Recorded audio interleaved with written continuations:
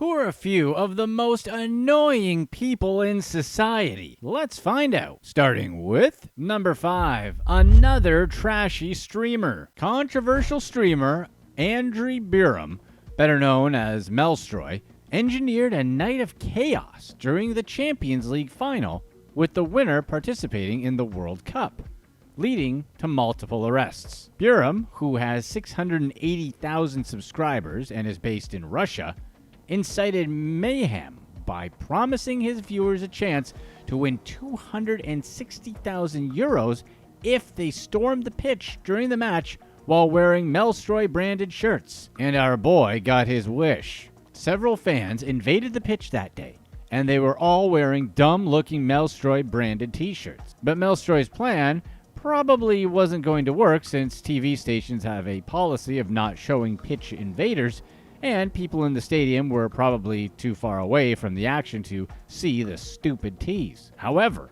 the pitch invaders were just a small slice of the much larger pie that 23-year-old Biram was baking. Many of his fans, some of whom didn't even have tickets, tried to get into Wembley to invade the pitch. In fact, some videos show these fans breaching the first barrier to entry, and many thought that meant that they had access to the full stadium. However, Wembley has several layers of security, and breaching one doesn't necessarily mean success in breaching the rest. In any case, the police managed to arrest 3 pitch invaders, and they have now been charged to court. Biram made his name essentially by outrage. Back in 2020, he had an incident with a female model on a live stream. The details are graphic, so we're not going to share them here, but it was bad enough that YouTube had to ban him permanently. He was eventually arrested and stood trial, where he was ordered to pay her around 96,000 euros, which he did. However, Biram later laughed on his stream that the amount he was asked to pay was insulting, and he could afford even more money without thinking. Who thinks that's actually cool? Who are the type of people that are like, "You're awesome for that, and the fact that you're rich is so cool"? When Biram got to court, he also made sure he mocked the prosecutors over the questions they asked. He then essentially refuted what was captured on video. The judge didn't accept any of his arguments, and he was sentenced to 6 months of corrective labor. It meant that he basically had to work from home and lost about 20% of whatever money he was making. Nice job, Russia. Today, Biram has carved a nice niche for himself as one of the biggest trash streamers in the world. He has millions of followers on Instagram and always posts outrageous pictures of himself. He's also teamed up with other trash streamers such as Kirill Zironov to film drunken fights with other guests in his home. The funny thing about Biram is that he wasn't always like this. When he first started streaming, he just made Minecraft content before making the trashy content that he's now popular for. In any case, streamers like Biram are on the rise, especially in Russia. Number 4, Bribed.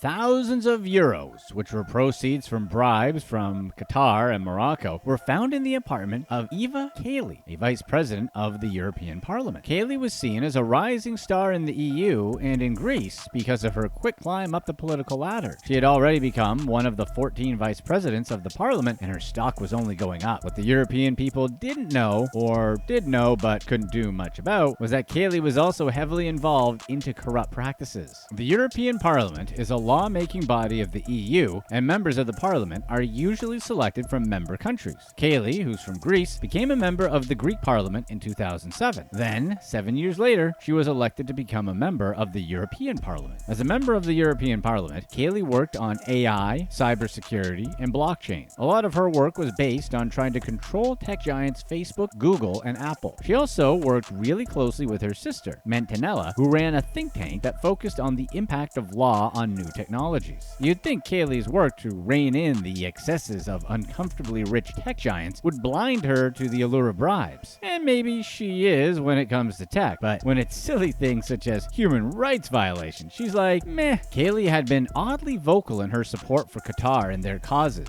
creating a bit of a controversy. First, she started supporting lots of influential figures in Doha, the capital city of Qatar, and became the leader of the pro-Qatar group in her own party. When Qatar hosted the World World Cup in 2022, she went there on her own, despite a larger EU delegation being told not to go due to the country's human rights record and labor practices. At the World Cup, she praised the Qatari government's organization of the event, despite the many concerns other EU governments had about human rights violations in the build-up to the event. Kaili also made sure she took the side of Qatar during debates in Parliament and even defended Qatar's treatment of migrant workers, which was basically forced labor. One time, she even spoke in defense of weakening visa rules for high-ranking Qataris despite not being part of the relevant committee. However, the police had Kaili on their radar for a while and eventually coordinated a sting operation across Brussels that caught her with damning evidence. Apparently bags of money, like literally roughly 1.3 million euros in actual bags, were found in her possession, and she was immediately arrested and put in custody. Since Kaili had a diplomatic passport, the police had to catch her red-handed to even search her apartment. Thankfully, they first caught her father transporting 650,000 euros in cash, which was more than enough probable cause to search her apartment. The repercussions for her crime were swift. She was immediately stripped of her responsibilities as vice president, ejected from her party back in Greece, and Greek prosecutors seized her assets. Her lawyer insists she's innocent because, of course, she hired him to take the case. Kaili wasn't the only person getting money from Doha. In fact, her boyfriend, Francesco Giorgi, with whom she has a daughter, was also involved. He actually said that Kaili knew nothing about the money found in her home and everything actually belonged to him. He told police that he was the main culprit and Kaili, his partner, had nothing to do with the money. Anyway, Qatar has since distanced itself from the entire situation and has denied paying anyone any bribes. As of the release of this video, Kaili remains under house arrest with electronic monitoring after being released from prison. She faces charges of participating in a criminal organization, corruption, and money laundering. She has decided not to run for re-election in the upcoming EU elections. Remember the days when politicians actually worked hard to help the people who couldn't help themselves? Yeah, we don't either.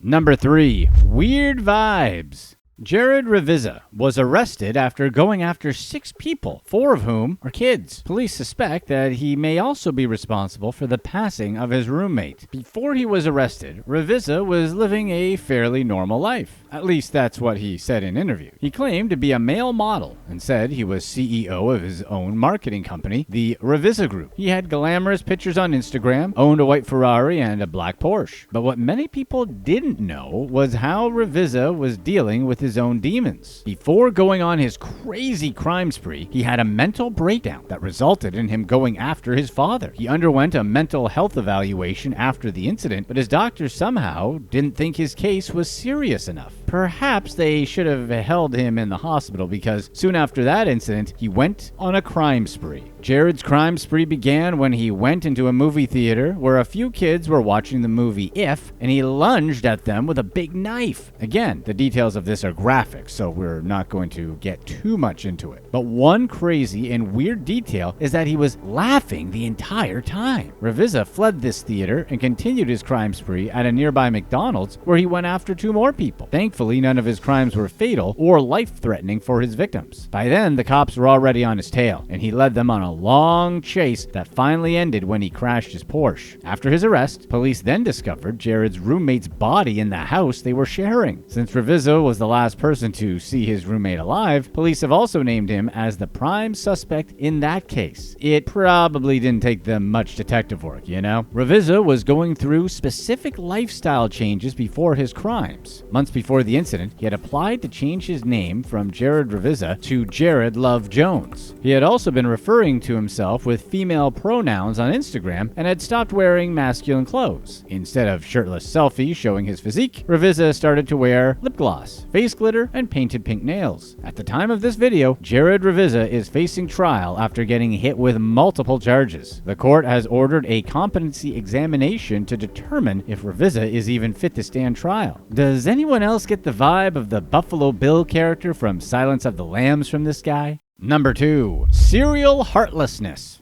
A group of scammers have been arrested by the police after tricking 9 elderly people into handing thousands of pounds in savings. The average age of the victims of this group is around 87, which shows just how targeted these criminals are. The main guy running the scam is Arbaz Khan. He had his associate pose as bank officials or representatives from other trusted organizations. They would tell the victims that their bank accounts were compromised or that their bank cards needed to be replaced due to suspicious activity. To make the scam more convincing, the scammers would often provide elaborate details and use urgent language to create a sense of panic. Then, Khan would send runners to the homes of these pensioners to collect their credit cards. Afterwards, he and his group would drain the account linked to the card and swiftly move on to their next victim. According to the police, Khan and his friends had successfully duped 9 victims between November of 2021 and February of 2022, and they might have continued their scam if the police hadn't set up a sting operation to catch them in the act. On the day the police finally caught Khan, he had sent a member of the ring to the home of a 101-year-old woman to scam her. Once the police got one member, it was easy to catch the rest. If you follow this channel, then you've heard stories like this before, so we're trying to do our part in the prevention. Elderly scams are on the rise, and they're not going away anytime soon. If your loved ones do get calls like this, have them hang up and dial their banks directly using the number on the back of their bank cards and talk to their banks directly. If you're enjoying this video, be sure to stay tuned right here to find out how these scammers spent their cash and how they got caught. Number 1. The important businesswoman. Vanessa Castran caused a huge ruckus at a police station after she was pulled over for making an improper turn. And instead of just speaking to the police officer politely, apologizing, and getting on with her day, Vanessa decided to escalate the situation. Vanessa explained to the cop that she was a very important businesswoman and then flashed a wad of cash at him, all in a bid to convince him to let her go. But obviously that was never going to work. She then asked him if he knew who she was, like that has ever mattered. And since he didn't, he figured the best place to answer that question would be back at the station, obviously. But Vanessa apparently didn't think that was a good idea and objected to being arrested. Her objection came in the form of her spitting at the officer and then wrestling him in the cop car's back seat. It wasn't effective. Vanessa eventually got to the police station, and that was where she started up her nonsense again. She pulled off her shirt, asked to go to the bathroom, and then said she would rather do the do on herself before going into the bathroom. And then she failed to put her shirt back on. Obviously, she was hit with multiple charges and hopefully a nice dose of embarrassment to go along with those charges. Why do people still try the "do you know who I am" line? Has that ever worked? If a cop pulls someone over, they either know who they are and don't care, or don't know who they are and still don't care. Either way, they're still in trouble.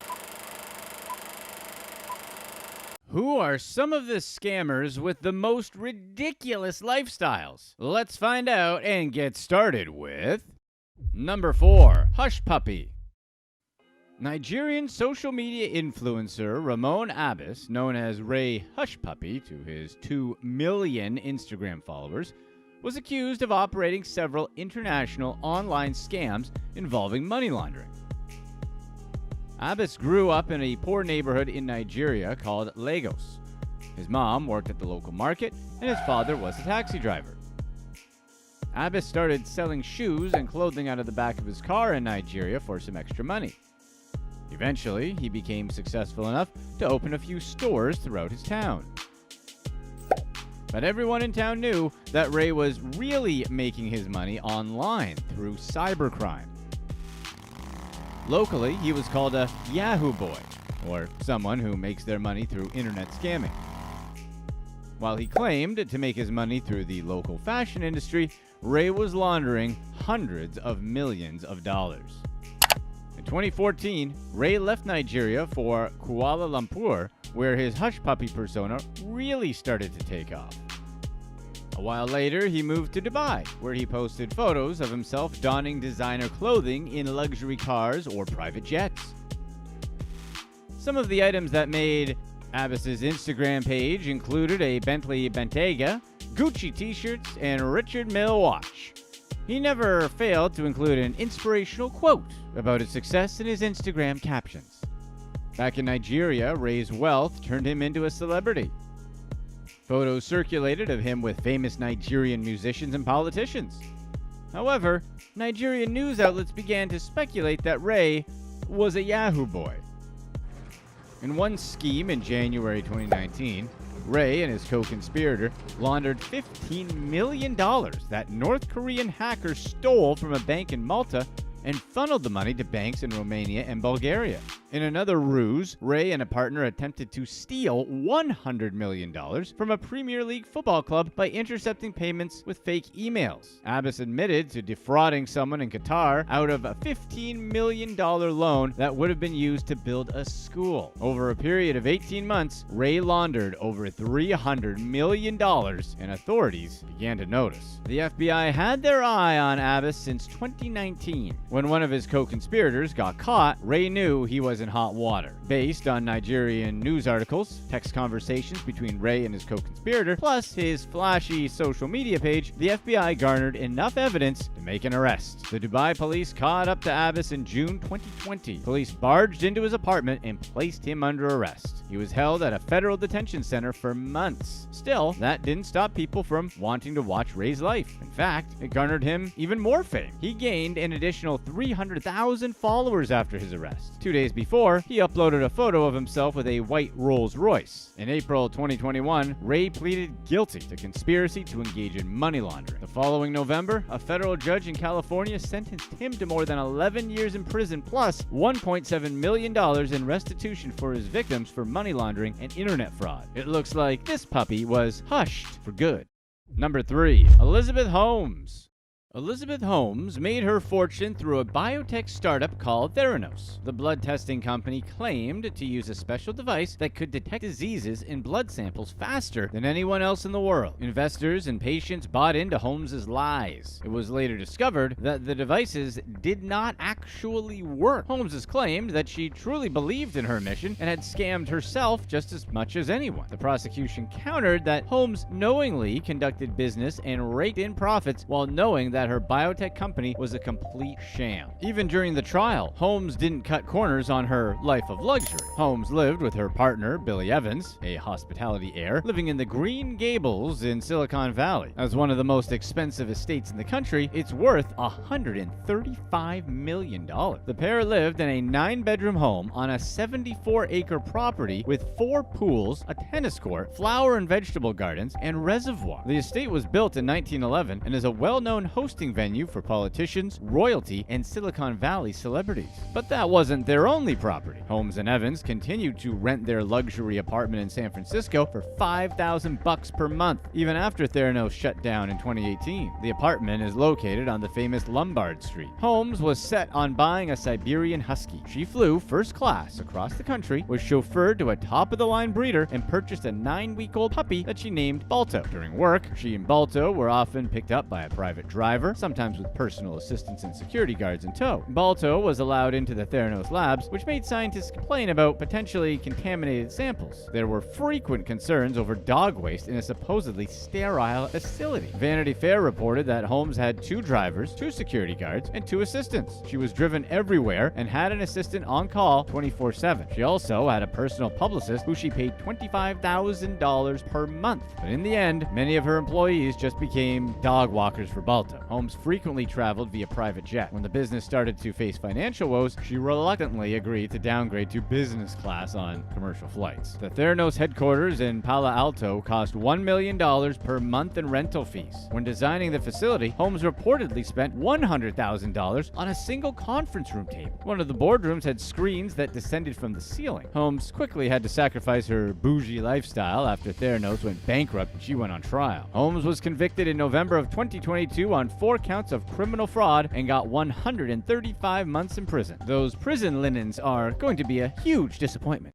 Number 2. Ruja Ignatova. Ruja Ignatova, known by some as the scammer of the century, gained her $4 billion in riches through a fake cryptocurrency called OneCoin, which she and her business partner claimed would put Bitcoin out of business. The Bulgarian businesswoman held infotainment events in which she showcased herself as a billionaire dripping in rare jewels and designer couture. And it didn't stop there. She threw birthday parties at the legendary Victoria and Albert Museum, complete with a performance from Tom Jones, exciting all the single aunts that were in attendance. Ignatova also owned several properties in Sofia, Bulgaria, and Sozopol. She thought the scam would last forever. It didn't. Soon after her Ponzi scheme came into the spotlight in 2017, Ignatova vanished. She's been on the FBI's 10 most wanted list ever since. Ignatova owns a huge 4-bedroom London penthouse on the Abbott's House apartment block in Kensington. Abbott's House Penthouse Limited is a well-known company with very little government oversight, which meant that Ignatova's name was kept out of public records and land registry deeds. The property boasts a private pool in the residence with a highly valued Andy Warhol painting she'd stuffed in a closet. Of all the things Ignatova claims to be, she does not claim to be an art connoisseur, but likely bought some art pieces in order to funnel her wealth into something tangible. A BBC reporter remembered meeting Ignatova in 2016 after she returned from a shopping trip. Her bodyguards lagged behind her with more than 20 shopping bags each. Each bag was full of designer items from brands like Jimmy Choo, Prada, and Calvin Klein. According to the BBC article, her apartment stored art worth nearly $600,000 from London's Halcyon Gallery. Some of the art featured included a print of Elizabeth Taylor, another Warhol called Red Lenin, and a print of Queen Bubblegum by Michael Mobius. Ignatova fled to her native Bulgaria and then to Dubai, where she lived on a private super yacht in the Mediterranean. The 145-foot-long super yacht can house 12 guests in 6 cabins, including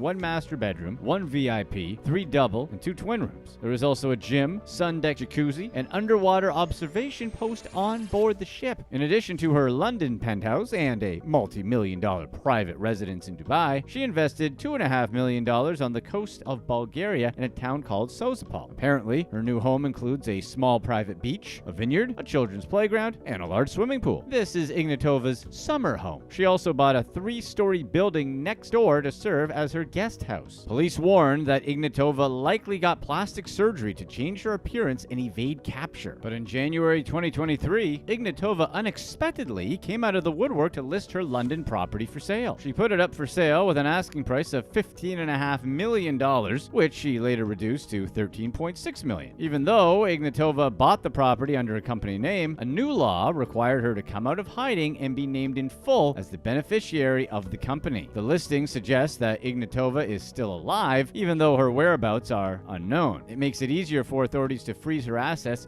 and lure her out of hiding, so her victims can get some of the restitution they deserve. The U.S. government has already charged Ignatova with conspiracy to commit wire fraud, conspiracy to commit money fraud, conspiracy to commit securities fraud, and securities fraud. Ignatova is currently one of only 11 women to ever make the FBI's 10 most wanted list. The FBI is offering a $100,000 reward to anyone who can provide intel on Ignatova's location that may lead to her arrest. It's speculated that she probably traveled with a German passport to Athens, to the UAE, Germany, Russia, or even back to her native Bulgaria. Ignatova's business partner, Sebastian Greenwood, wasn't as successful in his escape. In July 2018, he was arrested in Koh Samui, Thailand. Ignatova's brother, Konstantin, took over business operations but was arrested in March 2019. At some point, spending your life evading the law is a prison in itself. Number 1. Bill Omar Carrasquillo. On YouTube, Bill Omar Carrasquillo called himself Omi in a Hellcat, a business mogul who flaunted his wealth with diamond jewelry and luxury cars. He also ran his own clothing line and restaurant. Carrasquillo also showed off his luxury life on YouTube videos that garnered more than 1 million views each. The South Jersey YouTube personality made his money by stealing content from cable providers and selling it for a lower price online. With more than 800,000 YouTube subscribers, he had a robust clientele. From 2016 to 2019, Carrasquillo and his 2 associates opened fraudulent accounts with Comcast, DirecTV, and Verizon Fios and employed Chinese encoders to copyright the content and sell it to users via illegal streaming services for $15 per month. But it didn't last long. He was indicted for running a piracy scheme that earned him and his 2 business partners more than $30 million. Carrasquillo dropped out of school in 11th grade and was arrested for selling the good old stereotypical illegal substances people do for fun. By 2012, he was starting to get his life together and started selling DVDs and then reselling Amazon merchandise. He also created an app called Gears TV. After a year, Carrasquillo was a millionaire. Carrasquillo had more than a dozen luxury cars, including a Mercedes-Benz, Bentley, and a McLaren. He also had several properties nearby his native Philadelphia, including a mansion once owned by Phillies player Jimmy Rollins. Carrasquillo initially maintained his innocence and documented his struggle against the federal government on YouTube since May 2019. In one video called "The FBI is Back," Carrasquillo videoed himself adorned in a diamond-encrusted pendant with his brand name on it and told his subscribers how the FBI seized more than 30 of his cars and millions of dollars from his bank account. Carrasquillo warned his subscribers that he could be indicted on charges including money laundering. He confessed to feeling kind of depressed about it. Even though much of his equipment was seized by the FBI, Carrasquillo said that he was running a legitimate business on the grounds that he paid for his cable boxes and streaming services. But